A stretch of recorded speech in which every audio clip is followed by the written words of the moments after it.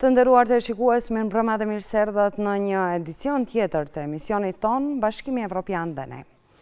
Sot do të flasim për një moment shumë të rëndësishëm për Shqipërinë dhe Maqedoninë e Veriut. Publikimin e raportit të progresit 2025, hapjen e klasterit të fundit të negociatave nga Shqipëria dhe sfidat që mbeten përpara në rrugën drejt Bashkimit Evropian.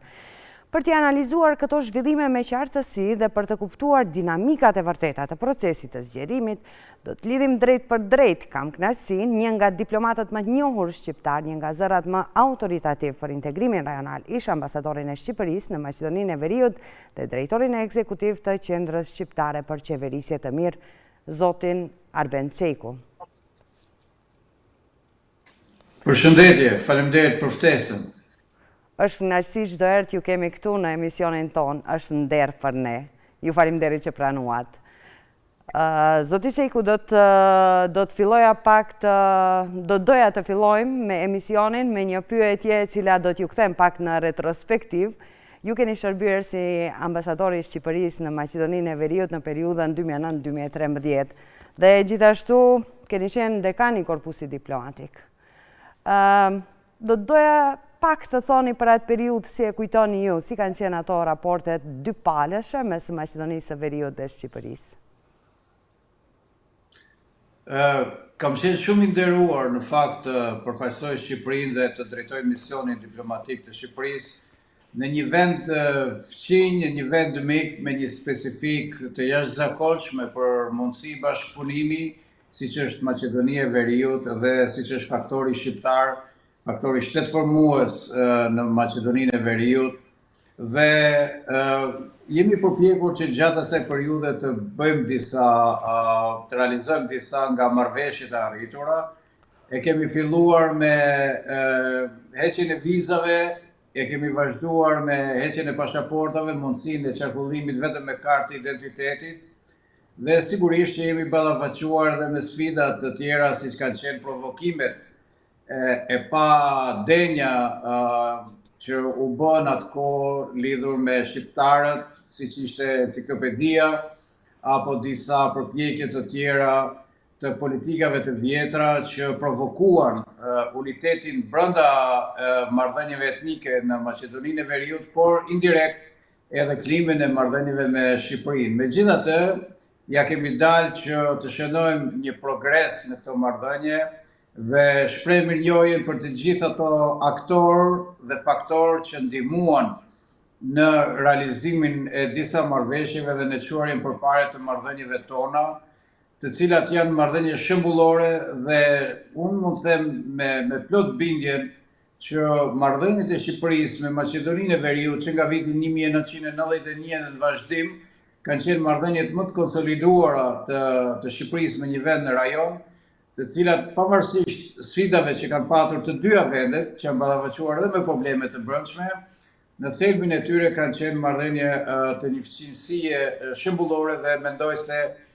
ky model duhet vijojë edhe më tutje në frymën e një europianizimi të marrëdhënieve tona si dy vende që aspirojnë për të qenë anëtare në Bashkimin Evropian. Natyrisht ka ende vend për të punuar, ka ende vend për të korrigjuar, por të gjithë jemi në një fazë reflektimi, duke filluar nga unë, që mendoj se ndoshta disa gjëra mund të kishin bërë edhe më mirë, por gjithsesi prandaj është edhe rotacioni, prandaj është edhe mundësia që i jepet edhe personave të ndryshëm për të quar përpara këto marrëdhënie. Por në thelb kam qenë i nderuar dhe i përshëndes të gjithë atje në Maqedoninë, gjithë teleshikuesit tuaj, kolegët tuaj dhe juve personalisht. Ju faleminderit shumë. Në ato kohë Maqedonia e Veriut ishte kampion në reformat të cilat i bënte në progresin drejt rrugës evropiane, ndërsa Shqipëria po ecte me hapa më të ngadalta, po ishte shumë më brapa. Do të kishit menduar, a kishit njësinë atëherë se do të përmbysej disi kjo situatë dhe do të kthehet në favor të Shqipërisë e jo të Maqedonisë, duke marrë parasysh edhe intensitetin e të gjitha proceseve të cilat i ecte Maqedonia? Mendoj se Maqedonia e Veriut e parapsoi një humbje shumë të madhe dhe një konsum të madh energjish nga viti 2008 deri në vitin e 2018, gati një dekadë, me bisedime me fëmijën tjetër jugor, me Greqinë, për çështjen e emrit. Dhe e gjitha ajo energjie, kohë e humbur, ato investime etnopolitike, ajo retorik nuk e ndihmoi në fakt Maqedoninë e Veriut që të ketë një progres për sa i përket zhvillimit ekonomik dhe ecurisë në proceset eurointegruese. Tani të gjithë kemi kuptuar se ajo periudhë ishte një periudhë që u përdor më shumë për interesa të ngushta partijake dhe për një pushtet të koncentruar tek disa njerëz, të disa personazhe, dhe nuk është se shërbeu themi për Maqedoninë, sepse në fund të fundit marrëveshja e arritur ishte me një kosto kryesisht për Maqedoninë, e cila u detyrua të ndryshojë emrin dhe sot i themi Maqedonia e Veriut. Unë kur kam ardhur atje, në tërësi ajo njihet si Fyrom, nëse ju kujtohet, ishte Republika Jugoslave e Maqedonisë. Por më vjen mirë që gjithsesi u realizuar dhe u arrit një marrëveshje që të paktën tashmë nuk kemi më kontestin e emrit, por kemi hyrë në një fazë tjetër ku prap një fqinj tjetër në lindje ka disa çështje të tjera të ngritura që e pengojnë Maqedoninë këtë herë për të integruar në Bashkimin Evropian. Të dyja vendet tona, qoftë Maqedonia e Veriut, qoftë Shqipëria, nuk është se ka ndonjë dallim shumë të madh për sa i përket progresit dhe reformave. Në tërësinë e tyre ka parafërsi dhe nuk mund të themi që Shqipëria po avancon vetëm për shkak të reformave dhe Maqedonia ka mbetur mbrapa vetëm për shkak të reformave. Tashmë të gjithë dimë që kur ka një çështje me fqinjin, me një vend fqinj aq më tepër, kur ky vend fqinj është antar i Bashkimit Evropian, kostoja dhe reflektimi edhe në çështjet e reformave dhe zhvillimeve të brendshme mbetet. Pra ka një impakt negativ në këtë rast, kështu që është për të mirë kuptuar situata në cilën ndodhet Maqedonia e Veriut, dhe këtu nuk është vendi që të themi se njëri në zënës është më i shkëlqyer dhe tjetri në zënës nuk po mëson. Por kemi disa konteste që her pas heri pengojnë vendet tona për të ecur drejt Bashkimit Evropian. Gjithashtu, kur flasim për raportin e progresit për vitin 2025 i publikuar kohë më parë nga Komisioni Evropian, Shqipëria është vlerësuar si një nga vendet me progresin më të shpejt në negociatat gjatë një viti të vetëm. Kur flasim për vendet e Ballkanit Perëndimor, si e lexoni ju këtë ritëm, të përshpejtuar, edhe pse është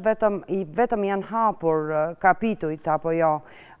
na pret një punë e madhe në rrugtimin deri në mbylljen e kapitujve, por këtë procesin brenda një viti, me një raport i cili kishte disa vërejtja apo rekomandime, mirë po nga ana tjetër sido që tjetë ishte i vlerësuar pozitivisht. Si e lexoni këtë ritëm ju? Shiko, pikëpari është një lajm për të gëzuar që Shqipëria po bën një progres në drejtim të antarësimit në Bashkimin Evropian dhe urojmë që objektivi i qeverisë dhe nevoja shqiptarëve për të qenë pjesë e Bashkimit Evropian brenda vitit 2030 të realizohet. Kjo do të ishte një fitore historike për gjithë shqiptarët, në tërësi për Shqipërinë, por edhe një arritje për Bashkimin Evropian i cili do të dëshmojë një energjizim të kapaciteteve të veta dhe një zgjerim të hartës së vet. Por nëse hedhim shikimin mbrapa, vëmë re se në historinë e proceseve integruese, qoftë të Shqipërisë, qoftë të Maqedonisë së Veriut, mund të shohim se shpesh herë vendet tona kanë bërë një hap para, dy mbrapa, dy hapa para, një hap mbrapa. Pra kemi patur kriza. Shqipëria ka qenë shumë afër proceseve integruese, për shembull në vitin 96, mirë po ndodhi kriza e vitit 97 që na shtyu gati 10 vite mbrapa.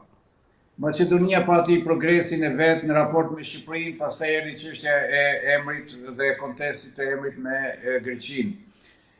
Kemi një avancim të Shqipërisë këto kohët e fundit pra hapit të gjithë kapitujve, ku ka një vullnet për hir të vërtetës nga Brukseli për ta avancuar këtë proces,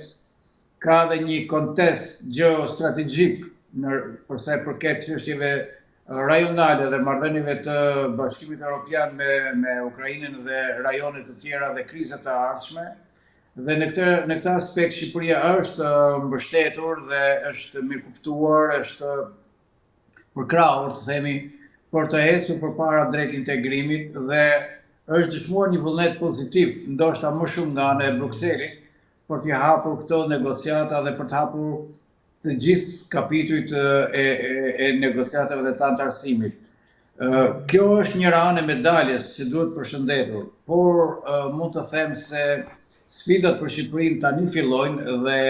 matja e çdo grup kapitulli me rezultate konkrete do të jetë një ballafaqim i vështirë. Nuk është thjesht integrimi në Bashkimin Evropian, nuk është thjesht përkthimi i ligjeve të BE-s me ChatGPT, por është zbatimi në praktikë i reformave që na kërkohen. Dhe unë mendoj që pikërisht këtu Shqipëria ka hyrë në një fazë të vështirë të ballafaqimit me reformat kryesore dhe sidomos me kushtet që kërkohen, siç është lufta kundër krimit dhe korrupsionit. Jemi fiks në mesin e betejës kundër korrupsionit dhe do të dëshmohet në muajt e ardhshëm se si Shqipëria do të arritë të kalojë problemet e saj me një administratë realisht të korruptuar dhe e cila shkon në nivelet më të larta të qeverisjes, dhe shenjat e para janë se do të kemi një tension midis institucioneve të drejtësisë dhe institucioneve politike. Pra nuk është e lehtë lufta e korrupsionit në nivelet e larta dhe tani është momenti për të parë se si Shqipëria do ta arrijë ta fitojë këtë bast, ta fitojë këtë betejë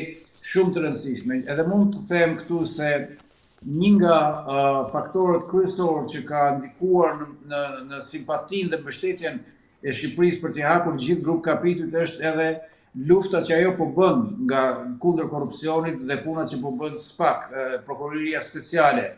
Por çështja është se si do të lejohet dhe sa do të mundet që Prokuroria Speciale dhe Gjykata Speciale të adresojnë të gjitha çështjet që lidhen me korrupsionin në nivelet më të larta të politikës, të qeverisjes dhe kështu me radhë. Raporti përmend progres të rëndësishëm, por edhe sfida si përmendet edhe ju, është pikërisht drejtësia, korrupsioni, liria e mediave, e cila ishte mjaft e theksuar. Cilat nga këto së pari duhet që të reflektoj Shqipëria dhe të veproj sa më shpejt, në cilat prej këtyre fushave më shpejt duhet të veproj që të kap këtë momentum dhe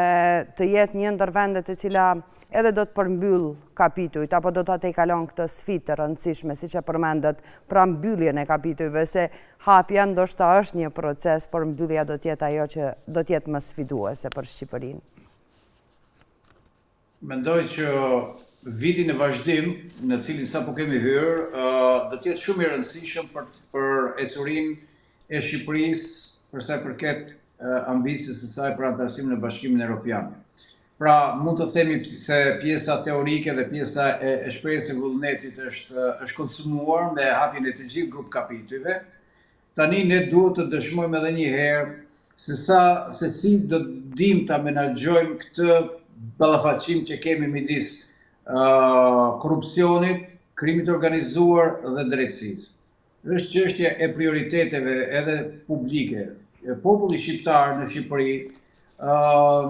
nuk është se ka ndonjë ndjeshmëri shumë të madhe për sa i përket lirisë së medias, nëse ajo është në vendin e 24 edhe ka zbritur në vendin 22, apo nëse ajo është në krye të listës. Për shqiptarët e rëndësishme është që të vihet drejtësia në vend, të luftohet korrupsioni dhe të jepet fund pandëshkueshmërisë në çfarëdo lloj niveli dhe në çfarëdo lloj politikani. Por kjo nuk është një gjë e lehtë dhe kohët dhe periudha në vijim do të na tregojë më shumë se sa e vështirë është lufta kundër krimit organizuar, kundër korrupsionit në nivelet e larta. dhe këto lloj betejash mund të ndikojnë deri në stabilitetin politik të brendshëm. Me gjithë dëshirën e mirë që Shqipëria të ketë një imazh pozitiv, që Shqipëria të ketë një progres të madh, në fund të fundit politika e jashtëm prodhohet këtu brenda. Dhe në qoftë se ne artikulojmë problematika edhe për zgjedhjet, edhe për qeverisjen vendore, e cila në një farë mënyre ka dëshmuar një lloj dështimi të reformës së vitit 2014 dhe nevojës për ta riparë këtë reformë. Në qoftë se ne kemi krijuar përsëri një komision special për reformën zgjedhore dhe të kemi paqartësi dhe kemi përpjekje për të mos bërë një reformë themelore për të demokratizuar realisht procesin e votimit dhe për të krijuar një hapësirë më të madhe iniciativave të reja dhe partive të reja politike, atëherë prapë ne do të jemi në një vend numëro. Dhe mbi të gjitha është ekonomia, e cila duhet të vihet në një lloj, themi, jo kontroll shtetëror, po ekonomia e Shqipërisë duhet që të jetë më e formalizuar dhe përpjekjet e SPAK dhe organeve të tjera të drejtësisë për të frenuar hyrjen e parave të pisa dhe parave të zeza të krimit në Shqipëri duhet përshëndetur dhe në anën tjetër duhet shohim se sa progres real do të kemi në procesin e luftës kundër korrupsionit. Në fund fare, sado përpjekje që të bëjë Shqipëria, ajo që do të jetë themi testi kryesor dhe vlerësimi kryesor pozitiv apo negativ, do të jetë aftësia e Shqipërisë për të ndarë një herë për gjithmonë nga korrupsioni 30 vjeçar i këtyre zyrtarëve të lartë në të dy anët e politikës, të gjithë ato zyrtarë që janë të hetuar nga Prokuroria Speciale apo të gjithë ato shtetarë dhe administratorë dhe zyrtarë që janë të përlyrë në krime dhe në korrupsion, absolutisht duhet të largohen nga sistemi një orë më parë. Në të kundërt, në qoftë se politika në betejën e saj me drejtsinë do të mbijetojë, jeni të sigurt që Shqipëria nuk do të bëjë asnjë progres në drejtim të integrimit në Bashkimin Evropian. Pra, në qoftë se betejën do ta fitojë klasa politike e korruptuar, Shqipëria sigurisht që do të mbetet në vend numëro pavarësisht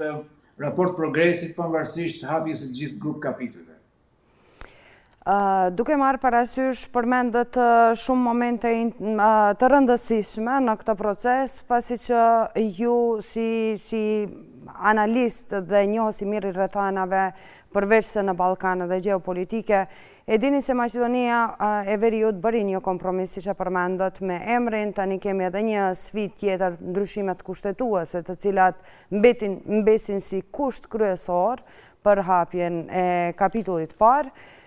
Do doja të më thoni tre gabime ndoshta strategjike të cilat i ka bërë kjo qeveri gjatë viteve të fundit, qeveria e Maqedonisë së Veriut flas tani, që mendoni se kanë ndikuar drejt për drejt edhe në aspekt nga dalësimit apo vend numërimit siç edhe theksuat ju të Maqedonisë së Veriut në këtë proces? Shiko, Nora, Maqedonia dhe klasa politike atje kanë zgjedhur disa leksione dhe varet se si ato përdoren. Për shembull, është parë se LSDM-ja në një farë mënyrë psoi një lloj goditje për shkak të marrëveshjes që bëri për çështjen e emrit, sepse pala tjetër e përdori atë në retorikën politike për të u rikthyer në pushtet dhe LSDM-ja sot është një forcë politike periferike që është një krizë organizimi dhe ndërtimi të një alternative të re qeverisë. Por në anën tjetër VMRO ende nuk e ka kuptuar se pikë së pari i duhet një marrëdhënie më e afërt dhe një bashkëpunim më i sinqert me faktorët shqiptarë në Maqedoninë e Veriut, sigurisht me Shqipërinë, por me shqiptarët brenda Maqedonisë së Veriut, të cilët kanë qenë aleatët e vërtetë dhe të sinqertë për çdo sfidë me të cilën është ballafaqësuar ky vend. Tashmë, çështja e përdorimit të vetos bullgare në raport me ambicien e Maqedonisë dhe projektin e Maqedonisë për integrim në Bashkimin Evropian shpesh herë po politizohet dhe po konsiderohet si një patate e nxehtë. Retorika politike atje e mbivlerëson dhe e mbivendos këtë çështje si një çështje të ekzistencës kombëtare, ekzistencës së shtetit e kështu me radhë. Në fakt, retorika që u përdor për çështjen e emrit doli se ishte një retorik boshe dhe nuk është se Maqedonia e Veriut humbi as territor, as kulturë, as identitet, as gjë, përkundrazi, bëri një hap përpara drejt antarësimit në NATO dhe sot është një vend më i sigurt se sa që ishte para antarësimit. Asgjë nuk ndryshoi përveç retorikës edhe dëmit politik të përkohshëm që pësoi vëmëroja me daljen në opozit. Sot kemi një çështje tjetër që lidhet me Bullgarinë dhe vendin fqinj, me të cilin Maqedonia e Veriut ka marrëdhënie shumë të ngushta, pra ka lidhje të shumë fishta. Dhe këto lidhje të shumë fishta mund të përdoreshin pozitivisht dhe të mos mbivendoseshin me një retorik tjetër nacionaliste, sepse çdo vonesë është humbje e madhe për Maqedoninë e Veriut, është një fitore e përkohshme për partitë politike që e përdorin këtë, që duke akuzuar njëri tjetrin për tradhti dhe duke akuzuar njëri tjetrin për lëshime përkundrejt interesave kombëtare, por në thelb një marrëveshje e cila e afron Maqedoninë e Veriut me Bashkimin Evropian do të siguronte më shumë identitetin, kulturën, trashëgiminë dhe çdo gjë tjetër që përbën atë që mbron etnitetin Maqedonës, por edhe ai bullgar, edhe ai shqiptar. Edhe shqiptarët, edhe bullgarët, edhe maqedonasit, edhe serbët, edhe turqit, edhe romët, edhe bosnjakët, dhe gjithë të tjerat do të ishin shumë më të sigurt brenda familjes së Bashkimit Evropian. Pra, në këtë vështrimin tim duhet kurajo më e madhe që Republika e Maqedonisë së Veriut t'i adresojë ndryshimet kushtetuese si një proces që garanton më shumë liri, më shumë siguri, më shumë ekonomi, më shumë progres dhe më shumë siguri për të gjitha grupet etnike që jetojnë në këtë vend, duke garantuar një farë mënyrë edhe një funksionim më të mirë të institucioneve të një demokracie multietnike. A mund të përmendni edhe disa, pasi që edhe Shqipëria jo se nuk ka pasur kompromise për të vazhduar procesin eurointegrues, a do të ndani disa prej momenteve për të cilat ka bërë kompromis Shqipëria për të vazhduar me negociatat në Bashkimin Evropian dhe për ta përshpejtuar këtë proces për teleshikuesit tanë normalisht? Patjetër, mund të them këtë që Shqipëria është i vetmi vend në Ballkan i cili ka bërë ndryshime kushtetuese duke i lejuar operacionit monitorues ndërkombëtar sovranitet juridik, sovranitet në kushtetutën e Shqipërisë. Pra, ne kemi dhënë sovranitet kushtetues tek një pjesë e faktorit ndërkombëtar për hir të reformës në drejtësi, për hir të ndryshimeve dhe luftës kundër krimit, korrupsionit e kështu me radhë. Pra, na është kërkuar që ne të japim hapësirë faktorit ndërkombëtar dhe këtë e kemi bërë me kushtetutë. Pra, jemi vend që e kemi hapur kushtetutën drejt një prezencë ndërkombëtare e cila ka monitoruar gjithë procesin e vettingut të gjyqtarëve, të prokurorëve dhe të sistemit drejtësisë, edhe sot vazhdon të jetë po ashtu një faktor që është jo thjesht një monitorues, por një faktor që edhe ndikon drejt për drejt në proceset e drejtësisë në Shqipëri. Pra, kjo është një nga, themi mund të them edhe një nga lëshimet më të mëdha që është bërë dhe është unike si rast në Ballkanin Perëndimor, ndoshta edhe më gjërë. Kemi bërë edhe kompromise të tjera sigurisht dhe Shqipëria nuk ka patur çështje të ngjashme si ka Maqedonia e Veriut me fqinjët, por ne jemi përpjekur të zgjidhim ato, siç kemi edhe me Greqinë çështjen e ndarjes vijës kufitare, vijës detare. Është një çështje që është në proces, ka shkuar në gjykatën e Hagës, të shohim se çfarë epilogu do të ketë ajo, por në thelb Shqipëria është përpjekur vazhdimisht të kuptojë pozitën e saj negociuese në raport me interesin madhor që është integrimi në Bashkimin Evropian, e bindur se çdo lloj kontesti dhe çdo lloj çështje e mbetur pezull apo që atakon fqinjet apo faktorë të tjerë, mund të zgjidhet dhe mund të adresohet më mirë duke qenë brenda Bashkimit Evropian sesa jashtë tij. Ne kemi njohur pakicat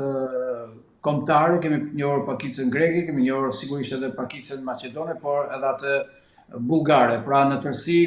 Shqipëria është treguar më e hapur dhe më gjithëpërfshirëse në procesin e saj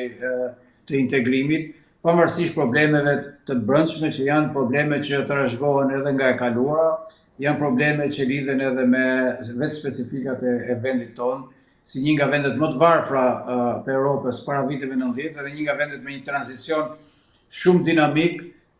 me kahje pozitive, po ndonjëherë edhe me ndonjë përthyrje këmbë aty këtu ku kemi patur krizat tona të brendshme politike dhe sociale. Duke përmendur procesin eurointegrues dhe proceset tjera të cilat proceset demokratike të temi të vendeve të Ballkanit Perëndimor, duke u fokusuar në procesin eurointegrues, a mund të themi se Ballkani Perëndimor do të mbetet me vendet të cilat do të shkojnë përpara dhe vendet të cilat do të mbesin mbrapa, duke marrë parasysh edhe ndikimin e faktorëve të jashtëm apo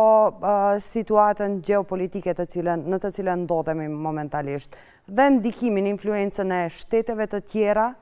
për të orientuar vendet e Ballkanit në pro-Rusis apo pro-Evropës, si themi. Shiko, tani të jemi të sinqert, më afër Bashkimit Evropian duken që është Shqipëria dhe Mali i Zi, dhe pastaj është Serbia e cila ka hapur disa kapituj, dhe është Maqedonia e Veriut e cila ka bërë disa reforma të brendshme dhe ka një kontest me Bullgarinë. Kontesti me Bullgarinë në fakt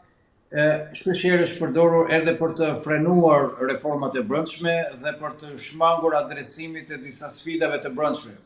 Pra në emër të vetos bullgare, shpeshherë qeveria anashkalon edhe ignoron ato detyrimet të brendshme që ka për t'i kryer në raport me standardet që duhet ketë si një vend kandidat i Bashkimit Evropian. Dhe fundit pas këtyre vjen Bosnia e Hercegovina, e cila duket që është edhe shumë larg destinacionit për integrimin e Bashkimit Evropian. Pra, nga gjithë këto vende mund të themi se është një minorancë që është shumë afër themi portës së Bashkimit Evropian, por pjesa tjetër vazhdon të ketë probleme. Kosova është po aty me Bosnia e Hercegovinën ka ngecur në reforma, madje më keq akoma Kosova është për të ardhur keq që në vend të procesit integrues kanë bikurriz edhe disa sankcione ose pengesa nga Bashkimi Evropian që duhet të hiqen në mënyrë të menjëhershme, dhe kjo fillon nga vetë Prishtina, nga punët që duhet bëjë Prishtina dhe të ketë një qasje pak më serioze në raport me projektin integrues të Kosovës. Pra nuk mjafton që të bëhen deklarata, por duhen reforma konkrete. Pra mund të thoja që momentalisht kemi Shqipërinë, Malin e Zi,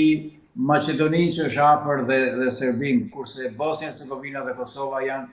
ende larg, dhe kjo është një panoramë jo shumë optimiste nëse shohim raportin e Ballkanit Perëndimor me Bashkimin Evropian. Edhe vetë Bashkimi Evropian është ende i paqartë se çfarë adresimi do të bëjë me këto vende. Është fat i madh që ekziston procesi i Berlinit, një mekanizëm që ndihmon këto vende për të parafruar ekonomikisht edhe me reforma, po edhe me mbështetje me Bashkimin Evropian, por ende ka ngërç, ka pengesa dhe nuk është një perspektivë shumë optimiste për sa përket të ardhmes, sepse nuk është vetëm për shkak të influencave ruse të tjerë, por është edhe për shkak të problemeve që kanë këto vende në raport me qeverisjen, në raport me zhvillimet e tyre të brendshme. Dhe Kosova në këtë rast, më vjen keq ta them edhe një herë, nuk është shembulli më i mirë. Viti i fundit, ky vit, mund të themi viti më negativ për Kosovën, ku u keqpërdor votat qytetare, ku pati një cirkus politik, pati një dalldisje politike dhe një mosbegenisje të vlerës së votës qytetare, duke vënuar qeverinë e re, duke vënuar proceset, dhe kështu me radhë sot Kosova dhe qytetarët e Kosovës detyrohen të shkojnë për herë të katërt në zgjedhje për institucionet e tyre, duke patur edhe një kosto financiare mbi këtë, që shkon rreth 4 milion euro brenda një viti vetëm për zgjedhje. Pra është një luks i tepruar për një nga vendet që po duket që ka probleme të mëdha ekonomike. Ju faleminderit edhe për këtë pikpamje për Kosovën, pasi që duhesh që në këtë emision gjithashtu të lidhim atë papa të kemi edhe ndonjë ekspert nga Kosova të flasim edhe për situatën atje. Mirë po, shpresoj se do ta realizojmë në një edicion tjetër të emisionit. Do të ku kërkoj ndje se ju marr shumë kohë, por patjetër e kam që t'i përmbyll të gjitha këto, pasi që e kam shumë të rëndësishëm mendimin tuaj në lidhje me këtë proces. Apo lëviz Bashkimi Evropian drejt një modeli të ri të themit të zgjerimit, duke shtuar këtu edhe dimensionin situatën pas luftës në Ukrainë tani që e kemi, dimensionin geopolitik. Lufta në Ukrainë ka diktuar një qasje më dinamike për sa i përket antarësimit të gjithë këtyre vendeve në Bashkimin Evropian. Është përpjekur të ofrojë mekanizma siç është buxheti prej 6 miliardë euro për vendet e Ballkanit Perëndimor kështu me radhë. Por natyrisht duhet të kuptojmë se vetë Bashkimi Evropian është një trysni të madhe nga zhvillimet e reja gjeostrategjike të raporteve të saj her pas here të frustruara me Shtetet Bashkuara të Amerikës, administratën Trump, apo edhe me avantazhet e pandershme të Rusisë në konfliktin e Ukrainës, apo në presionin që Rusia zhvillon edhe në vendet të tjera përreth saj, duke atakuar her pas here dhe Ballkanin Perëndimor. Urojmë që Bashkimi Evropian ta mbajë drejt, themi, atë proces dhe atë vizion për një gjithëpërfshirje të Ballkanit Perëndimor në Bashkimin Evropian, por mendoj se duhet që ne që duhet të plotësojmë detyrat tona, duhet të punojmë më intensivisht dhe nuk duhet të llogarisim gjithmonë në këto faktorët ndihmues apo vështirësues, siç është konflikti, apo si nesër mund të dalë një çështje tjetër që mund ta frenojë këtë proces. Unë mendoj se duhet me urgjencë forcat qeverisëse, forcat politike dhe të gjithë ata që e lexojnë të rëndësishëm integrimin evropian, duhet që të konvergojnë në realizimin e detyrave një herë më mirë dhe sa më shpejt, sepse mund mos kemi gjithmonë kohë për të realizuar integrimin, për të realizuar qëllimet e tona. Mund të ndodhë që për fat të keq mund të krijohet një hapësirë tjetër e cila mund të prek themelet e procesit integrues dhe politikat integruese. Prandaj ne duhet që të jemi bashkëpunues, vendet tona duhet të bashkëpunojnë më ngushtësisht dhe duhet t'ja lehtësojnë njëri tjetrit vështirësitë, pra nuk duhet që të krijojmë vështirësi ekstra për fëmijët tanë. Shqipëria në këtë rast është shembull për të marrë, sepse është shembull shumë pozitiv, sepse është për krah Maqedonisë së Veriut, është për krah Kosovës, është për krah Malit Zi, sigurisht që ka patur një qasje pozitive edhe ndaj Serbisë edhe Bosnjës, sepse ne mendojmë se një Ballkan i integruar në Bashkimin Evropian është shumë herë më i mirë, shumë herë më pozitiv, sesa të fillojmë edhe të mendojmë me hartat e së kaluarës, me historinë e të kaluarës dhe me urrëtin e së kaluarës. Popujt tanë janë lodhur nga dramat, nga tragjeditë, nga ndarjet, nga diktaturat, nga luftat dhe konfliktet etnike. Prandaj ne duhet që gjithsesi ta kuptojmë që ky është një moment shumë i rëndësishëm për ta shfrytëzuar. Pra më shumë se sa Bashkimi Evropian duhet të jemi ne të interesuar të europianizohemi dhe të kemi një bashkëpunim më të mirë dhe natyrisht që kemi ende shumë punë për të bërë në këtë drejtim. Vërej që ka një bashkëpunim mes vendeve tona, por jo në atë nivel që do doni ta kiqin qytetarët, ka ende pengesa për një treg dhe një ekonomi të përbashkët rajonale. Dhe për fund, nuk do doja një mesazh, por nga një këshill për Maqedoninë e Veriut dhe Shqipërinë. Këshill për Maqedoninë e Veriut, se cila do të ishte ndoshta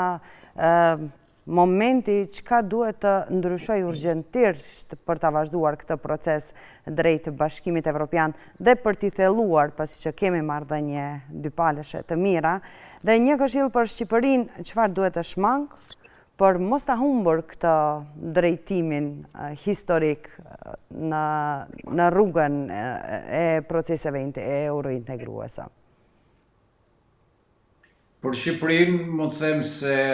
duhet më shumë transparencë, më shumë gjithëpërfshirje. Procesi i integrimit nuk është proces vetëm i qeverisë, është proces i gjithë shoqërisë, vëre se ka ende mungesë të gjithëpërfshirjes, sidomos të opozitës. Kritikat dhe vlerësimet jo gjithmonë në të njëjtën linjë, jo gjithmonë janë të padobishme, përkundrazi duhet që të kemi një diskutim mbarkombëtar për çështjen e integrimit, sepse në fundit ato janë sfidat që i përkasin gjithë popullit, nuk i përkasin vetëm një ministri, një kryeministri apo një qeverie, po i përkasin tërë shoqërisë. Pra duhet që të ketë më shumë transparencë për të kuptuar edhe qytetarët se në çfarë faze dhe çfarë detyrimesh kemi ne si popull, si shtet, sepse kjo do ta lehtësonte edhe sfidën e vetë qeverisë në ballavaqimin me reformat edhe me kriteret që kërkon Bashkimi Evropian. Dhe në anën tjetër duhet që majoranca e cila e ka në dorë të gjithë mekanizmat për të realizuar detyrimet ta lehtësojë bashkëpunimin me drejtësinë dhe të japi më shumë hapësirë drejtësisë edhe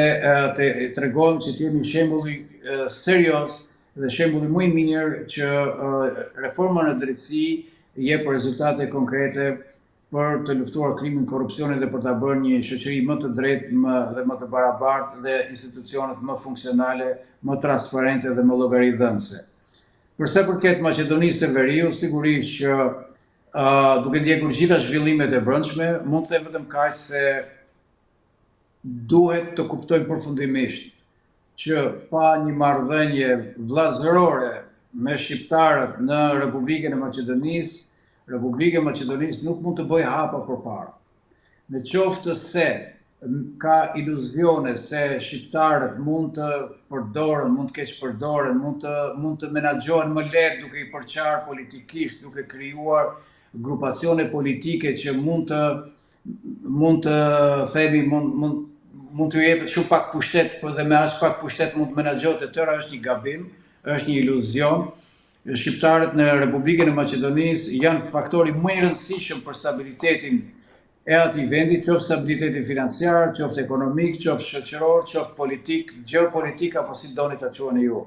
Prandaj çdo lloj iluzioni se me shqiptarët mund të menaxhohet duke keq përdorur pluralizmin politik, duke konsideruar atë si një përqarje të pluralizmit etnik, pra nuk mund të ketë shumë grupe aty shqiptarët janë për të dhënë kontributin e vet, për të mbajtur përgjegjësitë e tyre, por sigurisht për të marrë edhe të drejtat që ju takon. Në anën tjetër, për sa i përket marrëdhënieve me Bullgarinë, ai është një vend fqinj, janë dy vende mike, janë dy vende që kanë lidhje tradicionale dhe duke qenë se shqiptarët janë një faktor pozitiv, janë një faktor kontribues, faktor konstruktiv, duhet shfrytëzuar kjo mundësi që në çdo lloj qasje me Bullgarinë, Republika e Maqedonisë të bëjë hapat e saj të nevojshëm për të siguruar dhe për të garantuar ecurinë në procesin integrues në Bashkimin Evropian, sepse duke qenë Bullgaria dhe Maqedonia e Veriut të dyja në Bashkimin Evropian do ta kenë shumë më të lehtë edhe qytetarët, edhe grupet etnike, edhe trashëgimia kulturore, gjuhësore tjerë që të adresohen më mirë se sa kur dy vende fqinje janë në një kontekst të panevojshëm dhe që pas 3 dekadash kujtohen për të vendosur në vendet e tyre se kujt i përket kjo histori, ky hero apo kjo kulturë. Pra, duhet që të ketë një sipërmarrje më të madhe dhe natyrisht në leadershipin politik shoh edhe mundësitë që të ballafaqohen me këto sfida, sepse në fundit pushteti politik është më pak i rëndësishëm se sa që janë interesat e vendit, dhe unë mendoj që të gjithë qytetarët e Maqedonisë së Veriut shohin më të rëndësishëm integrimin në Bashkimin Evropian, se sa vazhdimin një retorike politike që është në të dy anët e kufirit, që nuk zgjidh asgjë, thjesht vonon Bashkimin e Maqedonisë me Bashkimin Evropian dhe krijon një klimë mosbesimi dhe një pengesë artificiale në marrëdhëniet me Bullgarinë.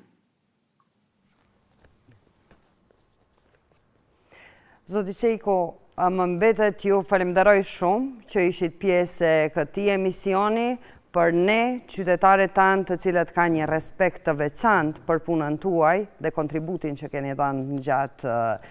viteve kur ishit këtu dhe në vazhdimsi, gjithashtu për një analizë të thellë të gjitha zhvillimeve të cilat prekin vendet tona, në këtë javë, kur festojmë edhe i kemi edhe festat kombëtare, ditën e flamurit që festuam dhe festën e flamurit, ditën e pavarësisë, më mbetet ju falenderoj shumë që ishit këtu dhe shpresoj se së shpejti do t'jeni edhe fizikisht në studion tonë. Unë ju falenderoj për mundësinë që më dhatë, sigurisht që ju uroj festat të gjithë shqiptarëve, dhe neve sigurisht në bashkon gjua, flamuri, por edhe ardhmëria jonë euroatlantike. I përshëndes të gjithë me zemër dhe ju uroj suksese dhe ju inkurajoj për trajtimin e këtyre temave shumë të rëndësishme. Faleminderit shumë. Faleminderit. Të nderuar teleshikues, me të gjitha këto analiza, vlerësime të cilat edhe kishit mundësi të ndiqni gjatë këtyre minutave në të cilat ju shoqëruam, duke marrë parasysh këndvështrimin e progresit të Shqipërisë, duke marrë parasysh marrëdhënie dypalëshe mes Maqedonisë së Veriut dhe Shqipërisë dhe vendeve të tjera të rajonit, ku në studio kishim në lidhje të drejt për drejt ish ambasadorin e Shqipërisë në Maqedoninë e Veriut, i cili dha një analizë mjaft të rëndësishme dhe këshilla apo mesazhe shumë të rëndësishme për kastën politike tek ne, kastën politike në Shqipëri, qytetarët e të tjerë. Takojmë sërish javën e ardhshme në të njëjtin termin në orën 20 kur ju shoqërojmë emisioni im Bashkimi Evropian dhe ne dhe me mua Nora Kaligjin. Mirëmbëngjes.